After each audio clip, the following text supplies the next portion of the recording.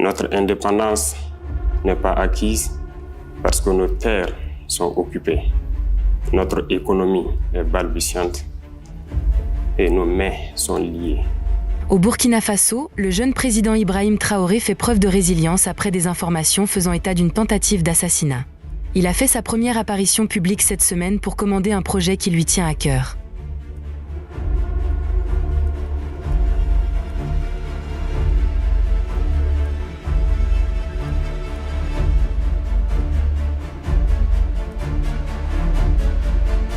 La collaboration entre le gouvernement du Burkina Faso et le secteur privé a permis de mettre au point une solution innovante pour le traitement des résidus miniers qui libèrent des métaux précieux dans le pays. Cette solution a été entièrement développée par des ingénieurs et des spécialistes miniers burkinabés dans le cadre de la lutte pour la souveraineté nationale. La solution globale, entièrement détenue par des entités du Burkina Faso, de l'État et du secteur privé, est à l'avant-garde de l'industrie minière. Ce développement est sur le point de nationaliser l'extraction de métaux précieux à partir de résidus miniers, en présentant une approche durable et respectueuse de l'environnement de l'utilisation des ressources. Les machines ont été entièrement conçues ici. Et je peux dire sans me tromper que le Burkina est le deuxième pays en Afrique à développer cette technologie. C'est une technologie qui ne s'importe pas. Ça se développe. Donc ce n'est pas des machines payées ailleurs pour assembler ici. C'est conçu ici et tout est fait ici. Donc c'est cette particularité-là, l'ingéniosité de nos ingénieurs burkinabés que je suis venu saluer. La solution utilise des techniques d'extraction uniques qui maximisent la récupération des métaux précieux à partir des résidus miniers. Cela garantit non seulement un rendement plus élevé, mais aussi un processus plus efficace et plus rentable. La collaboration entre l'État burkinabé et le secteur privé souligne l'engagement en faveur d'une synergie pour le développement national en tirant parti des atouts des deux secteurs.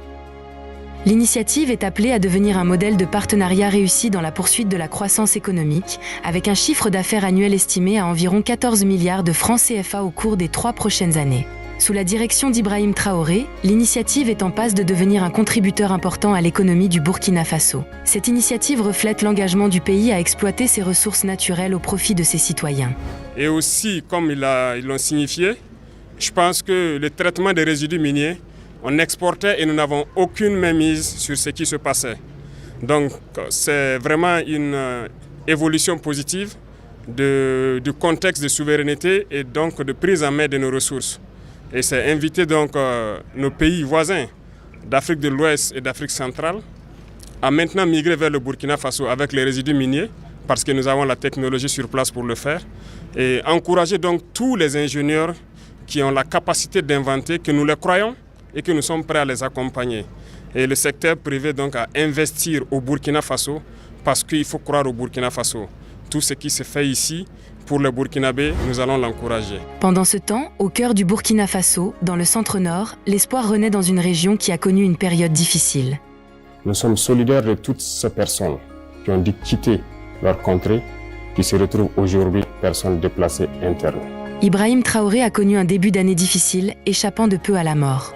Mais pendant sa courte absence, il a continué à veiller à ce que sa mission offensive suive son cours et à ce que le drapeau burkinabé soit hissé dans les zones autrefois occupées par les terroristes au cœur du Burkina Faso, dans le centre-nord. L'espoir renaît dans une région qui a connu une période difficile. La tranquillité de cette ville a été ébranlée par un attentat terroriste en octobre 2022 qui a poussé la quasi-totalité des habitants à fuir pour trouver refuge dans des zones plus sûres. L'exode qui s'en est suivi a laissé les écoles désertes, assombrissant les perspectives éducatives de la région. En réponse à l'escalade de la crise, Ibrahim Traoré a lancé une mission offensive contre les terroristes, dans le but de rétablir la paix et la stabilité dans la ville assiégée. Les efforts concertés ont donné des résultats positifs, la sécurité étant progressivement rétablie dans la région. Cela a marqué un tournant, permettant le retour des résidents déplacés et ouvrant la voie à la reprise de la vie quotidienne. Un nouveau chapitre d'espoir et de sécurité s'ouvre alors que l'armée prend des mesures décisives pour assurer le bien-être de la communauté. À la suite de la mission offensive réussie d'Ibrahim Traoré contre les terroristes, l'armée a établi un front défensif avec des officiers dévoués qui patrouillent dans la région pour protéger la population alors qu'elle se réinstalle dans ses maisons et reprend ses pratiques agricoles. Les agents patrouillent avec diligence dans la région, effectuant des contrôles réguliers et restant vigilants afin de prévenir toute menace potentielle. Cette approche proactive permet non seulement de dissuader les risques potentiels pour la sécurité, mais aussi de permettre à la communauté de se reconstruire en toute confiance. La ville est désormais l'une des plus stables de la région et accueille des centaines de personnes déplacées à l'intérieur du pays. La reconstruction est en cours. L'autre symbole du calme dans la région est la réouverture d'un centre de santé à 70 km d'une ville autrefois assiégée. Le marché, autrefois victime du conflit, retrouve aujourd'hui son lustre d'épicentre du commerce et de la vie communautaire. Les commerçants y présentent fièrement leur bétail de toute taille. Dans l'attente d'acheteurs impatients, les produits agricoles ont connu une augmentation remarquable. On va subventionner beaucoup de cultures. On va organiser les filières là, et les aider comme on peut. Parce que nous avons de braves paysans au Burkina. On n'a pas de paresseux, hein. On a de gros travailleurs au Burkina. L'initiative qu'on a lancée, moi j'ai suivi tout de bout en bout. Jusqu'actuellement, ils sont en train de récolter le riz. Mais on a de braves paysans.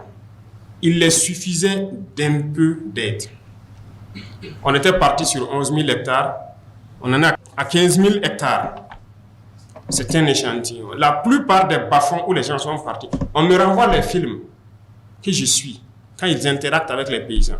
Vous allez les trouver, ils ont des bassins de 50 hectares. Mais du fait de la pauvreté, il ne peut que cultiver 1 ou 2 hectares.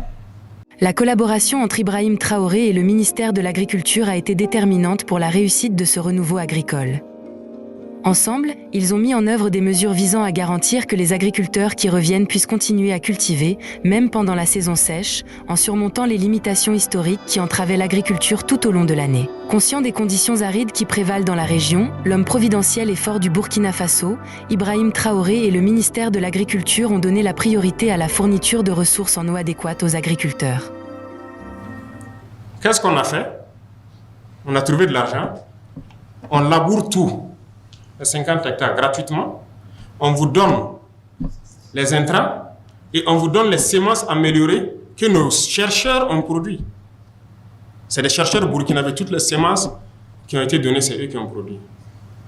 Une fois que les paysans ont eu ça, mais ils ont fait un travail incroyable. Les résultats sont largement au-delà de ce que vous attendiez. Que ce soit le riz ou le maïs que moi en tout cas je mange, c'est ce que j'ai cultivé. Ça vient de la terre du Burkina et je ne vais plus manger de riz importé. Ça, c'est fini.